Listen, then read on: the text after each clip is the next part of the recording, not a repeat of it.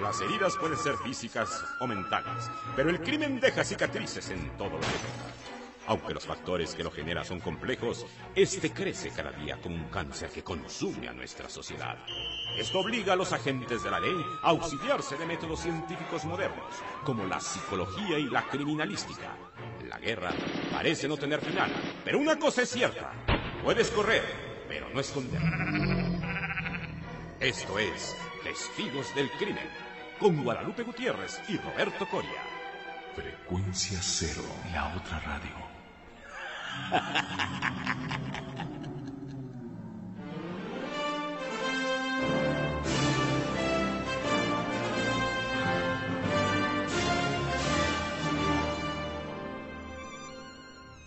¿Qué tal, amigos? Qué gusto de tenerlos nuevamente aquí en Testigos del Crimen, un podcast de Frecuencia Cero, la otra radio. Y estamos en esta cabina, Roberto Coria y Guadalupe Gutiérrez, quienes les damos la más cordial bienvenida, con todo este gusto de que nos da por habernos escrito, que nos han contactado. Más adelante vamos a comentar acerca de lo que nos han platicado, lo que nos han dicho acerca de todo. Por ahí esto. hay algunas sugerencias, ahí nos piden que hablemos de la banda del automóvil gris. Claro, es una de las clásicas de los 20, por favor. Queda debidamente anotada la sugerencia. En la cabina tenemos a René Palacios Gaguín, quien hace alarde de toda su pericia frente a este portentoso equipo de Interplanet. Les recordamos que tenemos vías de comunicación para que nos platiquen todas sus inquietudes. La primera de ellas, pueden acudir directamente a nuestra página web y dejarnos un mensaje, que es www.testigosdelcrimen.com, o bien nos dejan un lindo mensaje en el buzón de voz, que es 2455-5099. También tenemos un correo electrónico a su disposición, info@testigosdelcrimen.com. ¿Y qué vamos a tratar el día de hoy, querida Guadalupe? Bueno, vamos a platicar acerca de Klaus von Bülow. ¿Quién era este hombre, Klaus von Bülow?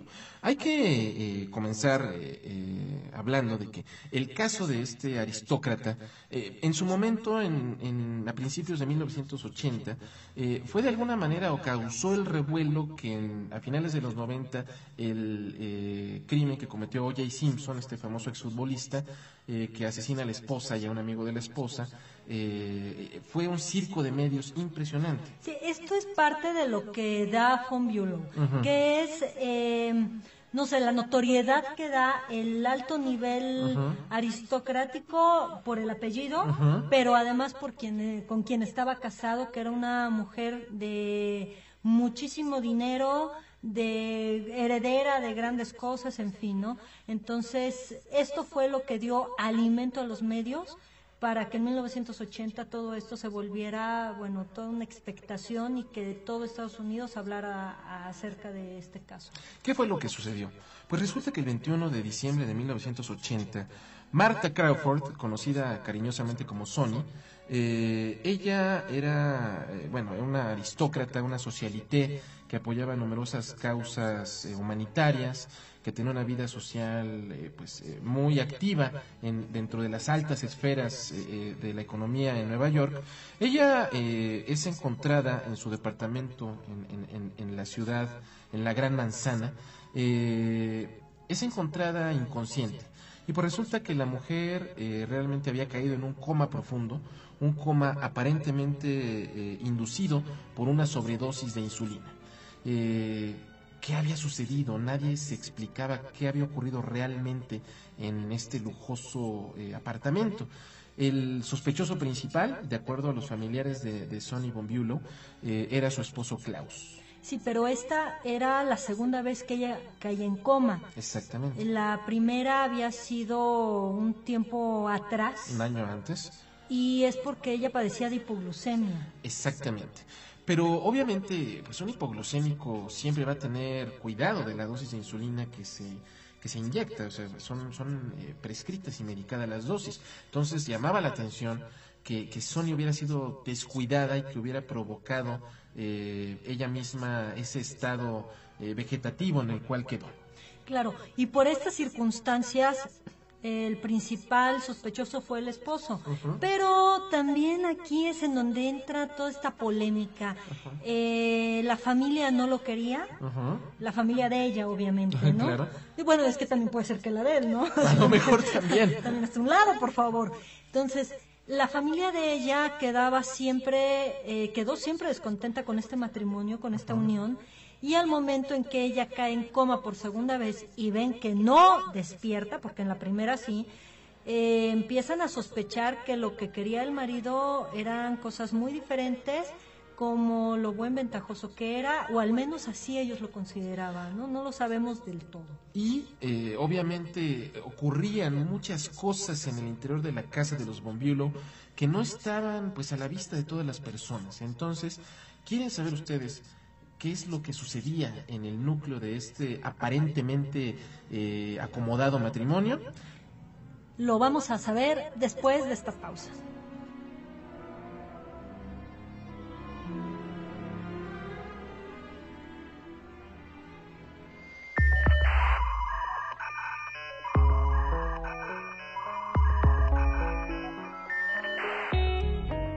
www.frecuenciacero.com.mx. Frecuencia Cero, la otra radio, un nuevo medio para una nueva generación.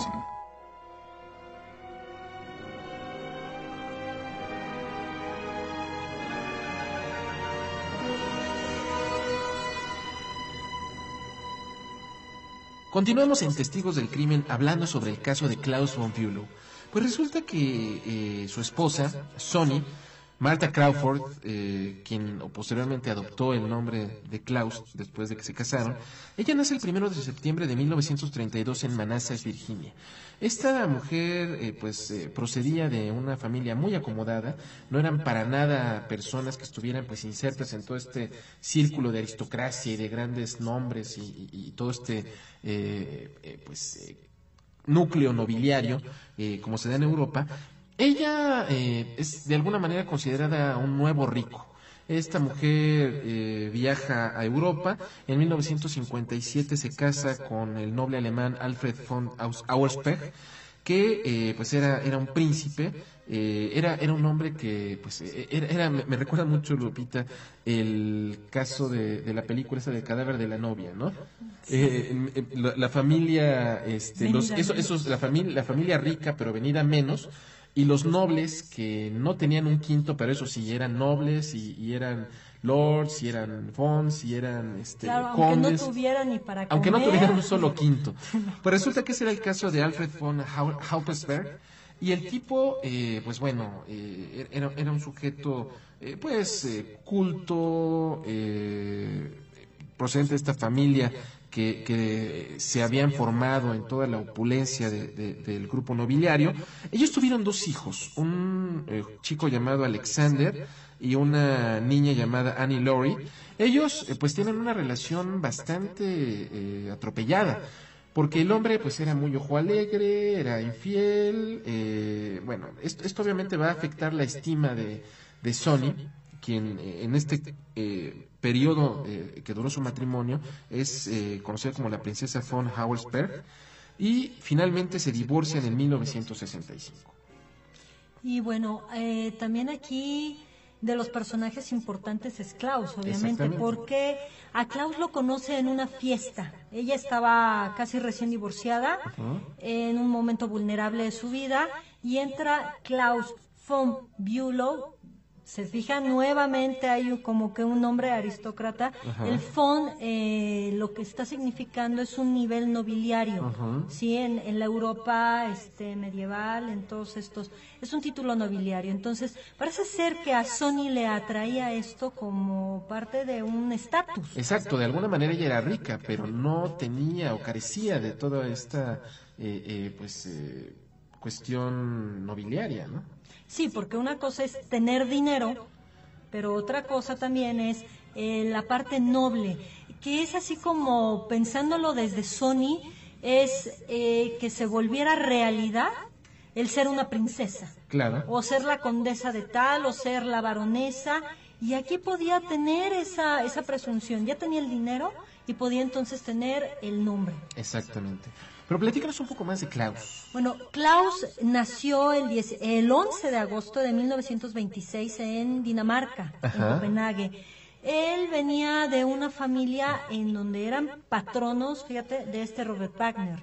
Ajá. Pero bueno, que también ellos, bueno, pues se quedaron con el nombre, Ajá. simple y sencillamente, y todo lo que tenían de dinero, etcétera, todo se fue despilfarrando, porque también es una de las características, lamentablemente, de los grandes aristócratas con este linaje. Mientras más tienes, más gastas. Exactamente. Entonces, lo despilfarraron, lo malgastaron, o lo bien gastaron, quién sabe, y se fue eliminando. El chiste es que ya para después de la Segunda Guerra Mundial, lo único que les quedaba era el nombre y el prestigio y el respeto, entre comillas, de lo que sería en esos tiempos. Bueno, pues este von Bülow, este Klaus, se va a estudiar a Cambridge y ahí se recibe de abogado, en donde, bueno, pues el trabajo le queda bastante bien porque es un tipo alevoso, es bastante listo para manipular, engañador en diferentes circunstancias, entonces, bueno, pues se encajaba bastante bien con muchas de las firmas que malversaban o igual malinterpretaban muchas de las leyes, teniendo una alta posición como abogado, lo que hace que lo llamen a Estados Unidos para una de las firmas importantes, ¿no? A mí un término que me gustó que utilizaste es trepador social. Sí, era un gran trepador social porque él tenía el apellido, pero buscaba los millones. ¿Quieren saber qué ocurre con esta singular pareja? ¿Lo sabremos? Después de esta pausa. Para usted, amigo exigente, acostumbrado a la alta fidelidad y los buenos programas de radio, Frecuencia Cero le ofrece la solución que buscaba. Frecuencia Cero, la otra radio. Donde usted y su familia en todo momento podrán escuchar sus programas favoritos en cualquier reproductor de MP3.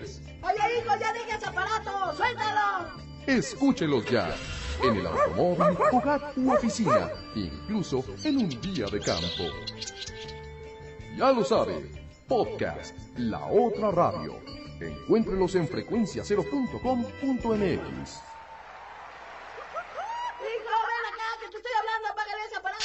¡Ven acá, pequeño demonio!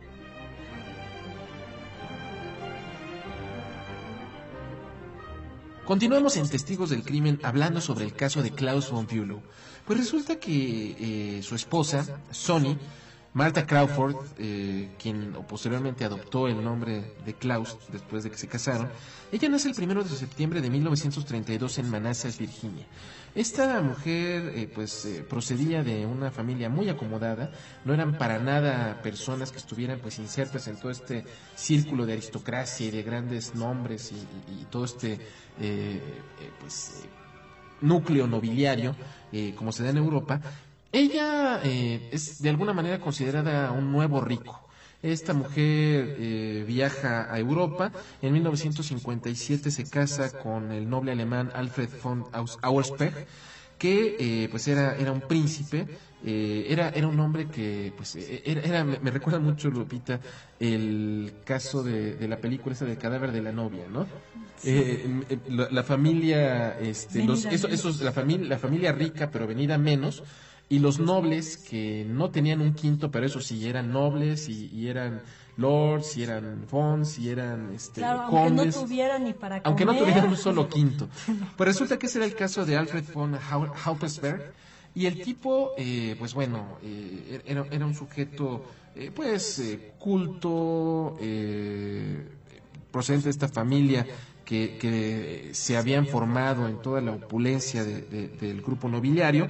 Ellos tuvieron dos hijos, un chico llamado Alexander y una niña llamada Annie Laurie. Ellos pues tienen una relación bastante atropellada, porque el hombre pues era muy ojo alegre, era infiel. Esto obviamente va a afectar la estima de Sonny, quien en este periodo que duró su matrimonio es conocida como la princesa von Auersperg, y finalmente se divorcian en 1965. Y bueno, también aquí de los personajes importantes es Klaus, obviamente, porque a Klaus lo conoce en una fiesta. Ella estaba casi recién divorciada, en un momento vulnerable de su vida, y entra Klaus von Bülow. Se fija nuevamente, hay como que un nombre aristócrata. El von, lo que está significando es un nivel nobiliario, ¿sí? En la Europa medieval, en todos estos, es un título nobiliario. Entonces, parece ser que a Sony le atraía esto como parte de un estatus. Exacto, de alguna manera ella era rica, pero no tenía o carecía de toda esta, cuestión nobiliaria, ¿no? Sí, porque una cosa es tener dinero, pero otra cosa también es la parte noble, que es así como, pensándolo desde Sony, es que se volviera realidad el ser una princesa. Claro. O ser la condesa de tal, o ser la baronesa, y aquí podía tener esa presunción, ya tenía el dinero y podía entonces tener el nombre. Exactamente. Pero platícanos un poco más de Klaus. Bueno, Klaus nació el 11 de agosto de 1926 en Dinamarca, en Copenhague. Él venía de una familia en donde eran patronos, fíjate, de Robert Wagner. Pero bueno, que también ellos, bueno, pues se quedaron con el nombre, simple y sencillamente, y todo lo que tenían de dinero, etcétera, todo se fue despilfarrando, porque también es una de las características, lamentablemente, de los grandes aristócratas con este linaje. Mientras más tienes, más gastas. Exactamente. Entonces, lo despilfarraron, lo malgastaron, o lo bien gastaron, quién sabe, y se fue eliminando. El chiste es que ya para después de la Segunda Guerra Mundial, lo único que les quedaba era el nombre y el prestigio y el respeto, entre comillas, de lo que sería en esos tiempos. Bueno, pues von Bülow, Klaus, se va a estudiar a Cambridge y ahí se recibe de abogado, en donde, bueno, pues el trabajo le queda bastante bien porque es un tipo alevoso, es bastante listo para manipular, engañador en diferentes circunstancias. Entonces, bueno, pues se encajaba bastante bien con muchas de las firmas que malversaban o igual malinterpretaban muchas de las leyes, teniendo una alta posición como abogado, lo que hace que lo llamen a Estados Unidos para una de las firmas importantes, ¿no? A mí un término que me gustó que utilizaste es trepador social. Sí, era un gran trepador social porque él tenía el apellido, pero buscaba los millones. ¿Quieren saber qué ocurre con esta singular pareja? ¿Lo sabremos? Después de esta pausa.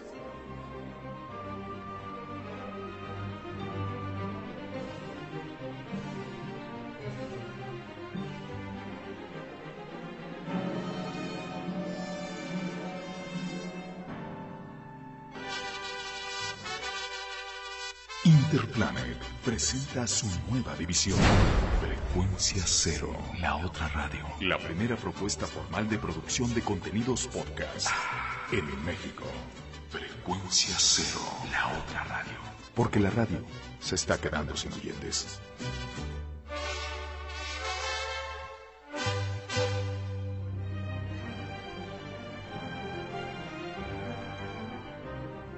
Y ya estamos de regreso aquí en Testigos del Crimen y bueno, estamos muy intrigados en qué pasó con Sony ya con este coma que lleva 23 años. Que hasta la fecha continúa postrada en una cama en un hospital en Nueva York. Pues la pregunta, ¿Klaus von Bülow realmente indujo el coma a su esposa? Pues esto fue el eje de la acusación que tuvo la Fiscalía de la ciudad de Nueva York para entablarle un juicio a Klaus por esta presunta responsabilidad. Se aportaron muchos elementos que intentaban de alguna manera demostrar que él había sido el responsable de esto. Había una gran discusión ahí sobre un pequeño maletín negro con jeringas. Se hablaba también de que Sony no sabía inyectarse, entonces que el que le suministraba la insulina era Klaus. El chiste es que en un primer juicio que se realiza, Klaus von Bülow es declarado culpable de todos los cargos. El hombre, pues obviamente tiene la posibilidad de apelar a este fallo del jurado, Así pues se abre un segundo juicio. Él contrata a un abogado neoyorquino, un hombre de ascendencia judía llamado Alan Dershowitz, que junto con su bufete legal pues hacen una brillante defensa y demuestran palpablemente que todas las acusaciones en contra de Klaus son circunstanciales, que no hay ningún elemento directo que pues lo vincule con el hecho. Sí, porque además llaman a Truman Capote. Sí, este famoso escritor, también socialité, que pues también era una monedita, Truman Capote, el hombre también era... Playboy. Sí, quienes no lo conozcan, es el autor de novelas como A Sangre Fría, Desayuno en Tiffany's, y el hombre atestigua que Sonny Von Bülow, años atrás, le enseñó a que él mismo se inyectara drogas. Entonces, tenemos el dato de que Sonny sabía inyectarse. Obviamente esto aunado a pues toda una serie de aportaciones que hace la defensa de Klaus, consiguen derribar esta presunta culpabilidad y Klaus resulta inocente de todos los cargos. Claro, y aquí una de las cosas interesantes es que el manejo que se da a toda esta información fue siempre en torno al dinero, que supuestamente... lo que le interesaba a Klaus era el dinero. Exactamente. Pero pues le servía más viva que muerta. Sí, yo la verdad, ahorita como comentábamos antes de regresar de esta pausa, yo no creo que Klaus Von Bülow haya realmente inducido el coma de Sonny. Tú acabas de hacernos un espléndido retrato psicológico acerca de su historial de dependencia, no solamente a sustancias controladas, al alcohol, a las relaciones destructivas. Yo pienso que todo este cuadro encaja perfectamente con la posibilidad de que ella misma se haya inyectado. Sí, desde diferentes perspectivas, sí, porque además del abuso de sustancias, ella necesitaba este medicamento, ¿sí? Para poder seguir con su vida normal, entre comillas. Claro. Pero en un momento de depresión, en un momento que se haya sentido arrebatada por las circunstancias emocionales, quizá ella misma se autoaplicó la sobredosis, o bien se distrajo, creyó que ya se la había puesto, se la volvió a poner, que eso lamentablemente es muy común, sobre todo en personas con este tipo de problemáticas, pero también en personas, por ejemplo, diabéticas. Claro, y si eso le aunamos que no hay ningún indicio material, criminalísticamente hablando, demostrable, que indicara que Klaus Von Bülow había aplicado esas inyecciones, es decir, no tenemos una jeringa con sus huellas dactilares, por ejemplo. No tenemos más que testimonios de testigos, que obviamente una máxima de criminalística es que la gente miente, los indicios no.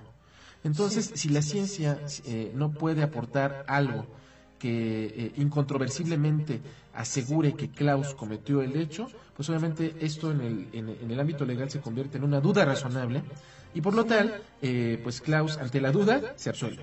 Además, esto que mencionábamos hace rato de que a él le convenía más esta mujer viva y no muerta, porque tenía todas sus relaciones y además él gozaba de todos los privilegios de la fortuna. Exactamente. Incluso él, en el orden de que no desheredara la familia de Sonny a su única hija, Cosima, él renunció a la herencia que le correspondía en pos de que Cosima siguiera gozando de todos los privilegios pues de la fortuna de la familia Crawford.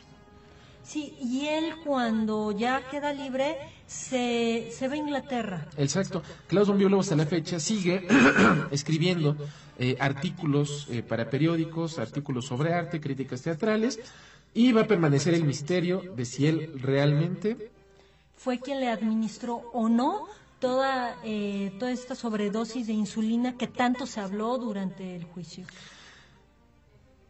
Y entonces esto es básicamente la historia de Klaus Von Bülow, en donde podemos apreciar notoriamente que las apariencias engañan, Robert. Definitivamente. Y obviamente es un caso criminal tan interesante, un misterio del que a ciencia cierta nunca sabremos qué fue lo que pasó, no sabemos lo que ocurría como tú dices, al cerrarse las puertas en el apartamento de Von Bülow. Inspiró al abogado Alan Dershowitz a que en 1985 escribiera un libro titulado El reverso de la fortuna, donde él narra todas sus experiencias defendiendo a Klaus Von Bülow y pretende ofrecer una solución, una respuesta a este enigma. Este libro va a ser llevado al cine, a la pantalla grande, en el año de 1990, cuenta en una espléndida película homónima con Jeremy Irons, dirigida por Barbara Schroeder. Jeremy Irons gana un Oscar por esta maravillosa interpretación de un millonario frívolo, frío, sin escrúpulos, que incluso permite hacer chistes macabros. Él se reúne con el bufete legal del abogado Dershowitz y les pregunta a todos, ¿saben cuál es la definición del temor a la insulina? Y todos se quedan perplejos. Y él contesta, claustrofobia. Un chiste sangrón. Pero bueno, eso lo dice Jeremy Irons en la película. A él le sale mejor. Y a propósito pues del séptimo arte Guadalupe, en nuestro próximo programa tendremos a un invitado de lujo. Claro que sí, tendremos por acá a Carlos del Río. Del programa Cinemanet, donde aprovecharemos pues su experticia en el tema cinematográfico para hablar sobre el asesino en serie en el séptimo arte. Pues queda abierta la invitación, agradecemos una vez más su compañía, somos Guadalupe Gutiérrez y Roberto Coria, testigos del crimen.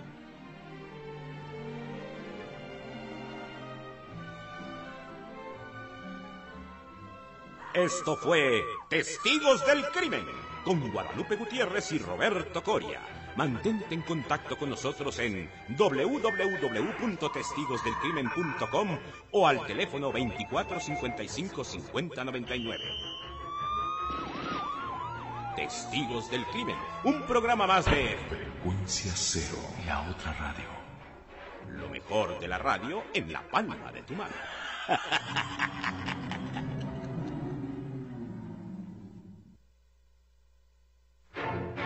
Las heridas pueden ser físicas o mentales, pero el crimen deja cicatrices en todo lo que toca. Aunque los factores que lo generan son complejos, este crece cada día como un cáncer que consume a nuestra sociedad. Esto obliga a los agentes de la ley a auxiliarse de métodos científicos modernos, como la psicología y la criminalística.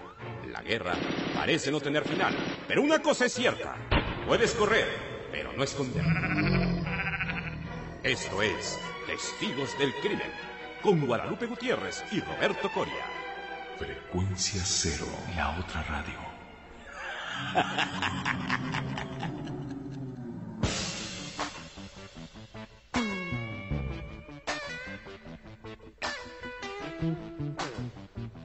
Les damos la más cordial bienvenida a una nueva emisión de Testigos del Crimen, el podcast de Interplanet y de Frecuencia Cero dedicado al tema criminal. En la cabina se encuentra René Palacios Gallín y en esta mesa nos encontramos Guadalupe Gutiérrez y Roberto Coria, y les recordamos que tenemos unas vías de comunicación para que todos ustedes nos llamen, nos escriban, nos comenten hacia qué lado quiere que vaya este programa. Primeramente nuestro buzón de voz, que es el 24555099, nuestro correo electrónico, que es info@testigosdelcrimen.com, y nuestro sitio web www.testigosdelcrimen.com. Y pues quienes hayan visitado nuestra página web, estoy seguro que ya se habrán dado cuenta, querida Guadalupe, que hemos incluido un par de secciones. Hemos incluido un glosario de criminalística y de criminología.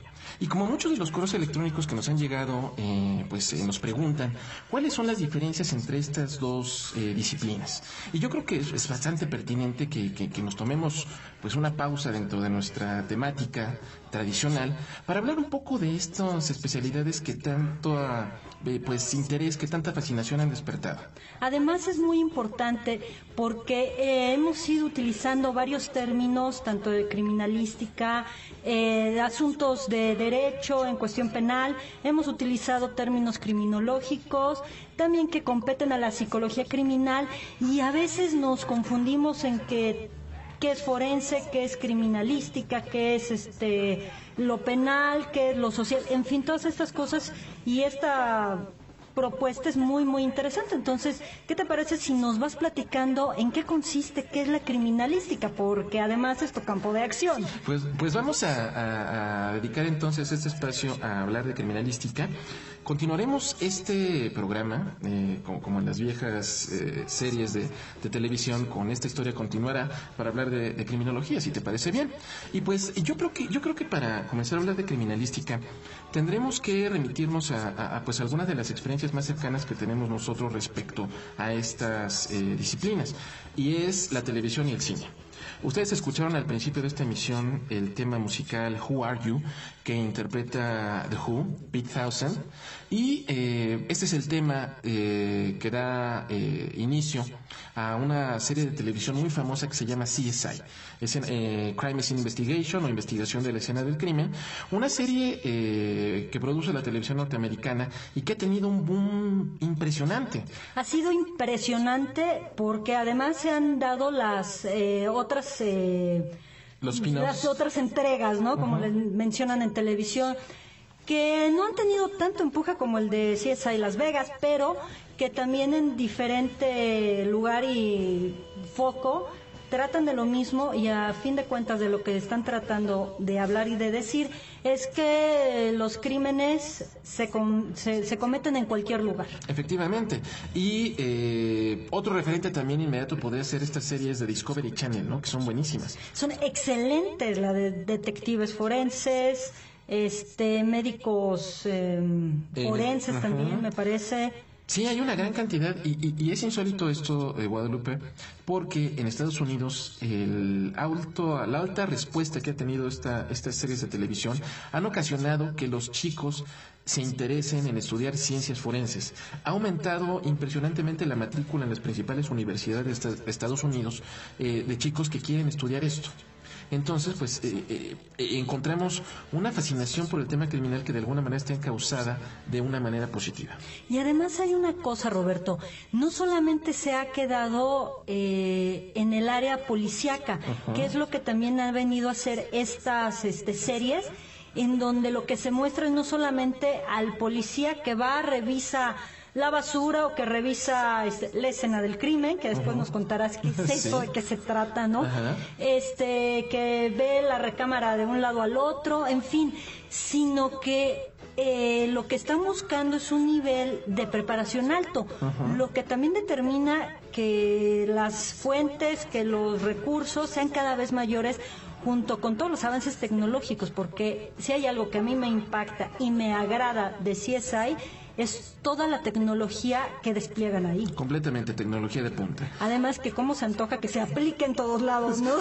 Quisiéramos que en países del tercer mundo tuviéramos todo este alarde tecnológico, pero bueno, lo interesante es saber cómo funcionan estos aparatos y pues obviamente saber que existen. Esto obviamente nos habla acerca de que el criminal cada vez tiene menos maneras de consumar sus propósitos.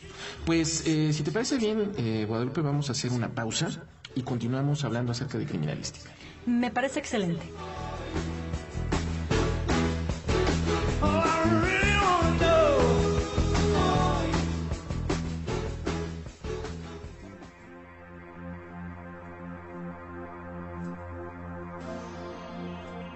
En las concepciones actuales sobre la criminalística existen algunos puntos de controversia. Por una parte, algunas definiciones consideran a la criminalística como auxiliar del derecho penal, mientras otras consideran que es aplicable en el derecho en general. El doctor Rafael Moreno González presenta una definición simple pero útil: la ciencia del pequeño detalle. César Augusto Osorio y Nieto señala que es la disciplina o conjunto de conocimientos que tiene por finalidad determinar desde un punto de vista técnico-pericial si se cometió o no un delito, cómo se llevó a cabo y quién lo realizó.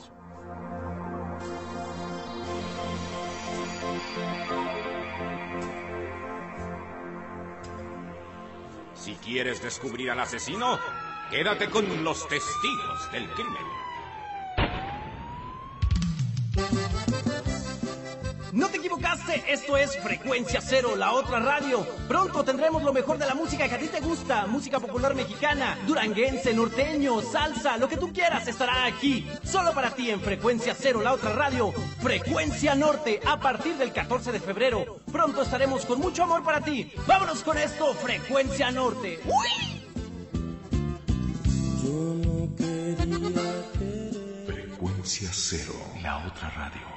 Continúa descubriendo pistas con los testigos del crimen.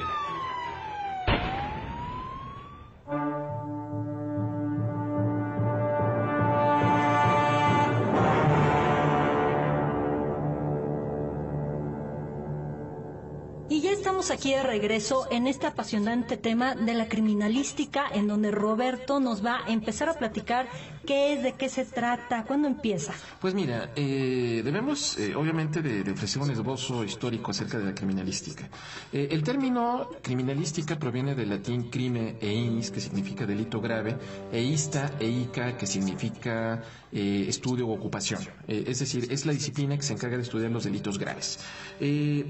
Aunque ya en la antigua Roma, en Egipto, en China, ya existían algunos tratados acerca de la investigación de los delitos, no es sino hasta el año de 1884, cuando en la provincia de Graz, Austria, un joven juez llamado Hans Gross decide que pues bueno, ya debido a los avances de la ciencia, era imposible que se continuara resolviendo los crímenes mediante confesiones sacadas a golpes, mediante corazonadas, mediante suposiciones que no tenían un sustento válido. Entonces él decide, él escribe un libro que se llama Manual del Juez de Instrucción, que se puede consultar aquí en México en el fondo reservado de la Biblioteca Nacional, por ejemplo, donde establece que la ciencia debe de incorporarse a la investigación policíaca. Entonces el juez Gross acuña por primera vez este término y de ahí pues va a continuar usándose en lo sucesivo. Todos los países, de alguna manera, también, como tú mencionas acertadamente, el avance de la ciencia va a ir enriqueciendo el campo de acción de la criminalística. Nosotros, por ejemplo, encontramos que más o menos por esta época, hacia 1890, 1888, 1890, en Francia comienzan a hacerse las primeras pues hallazgos significativos para incorporar ciencia e investigación policíaca. Resulta que un hombre llamado Alphonse Bertillon, que era funcionario de la policía de París y cuyo padre era un antropólogo muy famoso, muy conocido, el hombre dice que, bueno, yo creo que podemos hacer un archivo criminal basándonos en los conocimientos de la antropología. Hay que tener en cuenta que en este momento la fotografía todavía no era muy popular y no lo utilizaban para fotografiar a todos los delincuentes como lo hacemos ahora. Además era bastante complicado porque estas cámaras tenían que cargarlas, eran bastante grandes, pesadas y bueno, como para andar por la escena del crimen estaba un poco complicado. Exacto, los tiempos de exposición eran muy grandes. Entonces, obviamente no se estandarizaba todavía como procedimiento de documentación de una investigación policíaca. Pero entonces el señor Bertillon tiene la idea de que a todo criminal que cayera ahí en las manos de la policía francesa se le iban a tomar una serie de medidas, la medida del perímetro craneal, la medida de la altura nasal, de la porción frontal del rostro, etcétera, etcétera, y él sostenía que no podía haber dos personas que tuvieran las mismas medidas. El prefecto de policía de París, un poco escéptico, le dijo, bueno, órale, pues vamos a ver si funciona tu procedimiento. Cada cuate que caía lo fichaban de esta manera, que es donde inicia lo que actualmente conocemos como fichar al detenido, que es la ficha signalética. Sí, con los datos, los números, ¿no? Es que es bastante popular, conocida, ¿no? Hasta en caricaturas sale. Exactamente. En las bromas con los amigos, en fin, todas esas cosas. Que esperemos que nunca nadie de nuestros queridos escuchas sea fichado, pero bueno. Entonces, el hombre a lo largo de 3 meses se dedicó a robustecer un archivo, el primer archivo criminal basado o sustentado en conocimientos científicos, pero no tenía éxito. Resulta que cada cuate que caía lo confrontaba contra todas sus fichitas y no había resultado. Entonces, se dice que al término ya de este periodo que le dio el prefecto, pues el hombre sudando porque pues no había demostrado la efectividad de su procedimiento, llegó un detenido, lo corroboró y se dio cuenta que ese cuate había caído ya antes por cometer otros robos, pero se había presentado con un nombre diferente. Hay que tener en cuenta que en esta época, al no tener un registro de tu identidad, un registro visual, tú podías decir aquí que eras Guadalupe Pérez, o Guadalupe Gutiérrez, o Guadalupe López, e irte a otra provincia y dar otro nombre, y pues nadie lo sabía, nadie sabía qué sucedía. Entonces tiene éxito, el delincuente se queda frío cuando le escupe la información al rostro. Le digo, ¿sabes qué? ¿Cómo que te llamas Juan Pérez y eres realmente Pedro López? Y estuviste aquí hace tantos días por robo. O sea, el cuate lo desarmó por completo y es el inicio de lo que le llamamos etapa científica de la investigación policial. Los avances científicos van a ir favoreciendo nuestro campo de acción. También hacia finales del siglo XIX, el funcionario de la policía argentina de Buenos Aires, Juan Bucetich, perfeccionó un procedimiento que se llama dactiloscopía, el cual hasta la fecha es sumamente importante en cualquier área, en cualquier aspecto respecto a identificación del ser humano. Exacto, porque no hay dos personas que tengan huellas dactilares idénticas. Entonces, esto lo resuelve Bucetich en Buenos Aires en uno de los casos criminales más interesantes. Una mujer que se llama Francisca Rojas asesina a sus 2 hijos y ella dice que cuando llegó los encontró muertos. Juan Bucetich aplica un rudimentario reactivo y se da cuenta que las huellas dactilares que localiza corresponden a las que él le toma a la madre, y con eso, pues vaya, la gente miente, los indicios no. Entonces, la culpabilidad estaba más que fehacientemente corroborada. Se dice que la criminalística, en términos generales, podría definirse como la ciencia del pequeño detalle. ¿Por qué? Tú en psicología y en criminología sabes bien que la observación es muy importante. No es lo mismo ver que observar. Entonces, en esos pequeños detalles es donde yace la verdad. Se dice que los indicios, ahorita vamos a decir que es un indicio, son los testigos mudos del crimen. Ellos nos hablan. La cuestión es que hay que saber cómo interpretarlos. Esto es parte precisamente de ir armando todo un rompecabezas de, bueno, como bien mencionaste hace un momento, dices, la gente miente, y sí es cierto, ya sea por inocencia o maldad o defenderse o protegerse o por lo que tú quieras. O igual para no ser incriminados, ¿verdad? Sobre todo. Por supuesto. Pero esto que estás mencionando es como empezar a ver precisamente un pequeño rompecabezas desde la parte criminalística hacia esta parte criminal de cómo ir armando todo esto para llegar, digámoslo así, a la verdad, a una conclusión, a una certeza, para poder darle después paso a lo penal, ¿no? Y tú le acabas de decirlo adecuadamente. El propósito final de la criminalística es llegar a la verdad histórica del hecho. La definición actual es la ciencia o la disciplina auxiliar del derecho penal que utiliza los métodos, los conocimientos y las técnicas de las ciencias naturales para estudiar el material sensible y significativo o indicio que se localiza en un lugar donde presumiblemente se ha cometido un hecho delictivo, con 2 motivos. Número 1, para comprobar si hay un hecho delictivo. Obviamente primero debemos de saber que hay un delito. Que de verdad sea algo así, ¿no? El segundo, en el caso de haber un delito, conocer la identidad del hombre o de los hombres que lo perpetraron y conocer cuál es la mecánica en que ocurrió este hecho. Obviamente esto nos va a permitir alcanzar una verdad histórica, una verdad objetiva de la situación.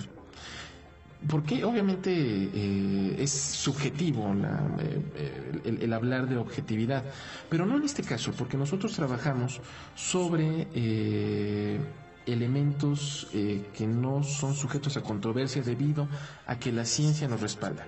Es decir, yo no puedo alegar que sucedió una cosa de tal manera si los indicios materiales que se generaron durante, antes o después del hecho me dicen algo. Ese es el principio que hablábamos de que la gente miente, los indicios no. La interpretación de los hechos, de los indicios, obviamente nos van a decir cuál es la auténtica mecánica en que ocurrió un hecho. Por ejemplo, si nosotros atropellamos a alguien, por ejemplo, no podemos alegar que, ¿sabes qué? Un cuate me pegó y por eso atropellé a alguien, me desvió mi trayectoria y por eso atropellé a la persona. No. Obviamente todos los indicios, los daños, los corrimientos que presenta, por ejemplo, la carrocería de un vehículo al ser impactado por otro, el intercambio de pinturas, las fricciones y demás, obviamente nos van a permitir corroborar esta situación, si efectivamente me pegó a alguien o simplemente fue algo derivado de una falta de pericia o de una pérdida de control del hecho. Sí, y todo esto que nos estás mencionando es que tenemos que ir, bueno, cada hecho va llevando su camino, su vía, paso a paso, su tiempo, que esto es muy importante también en la criminalística, para llegar así cada vez más a el acontecimiento, el delito, el crimen, cualquiera de estas cosas que se esté pasando.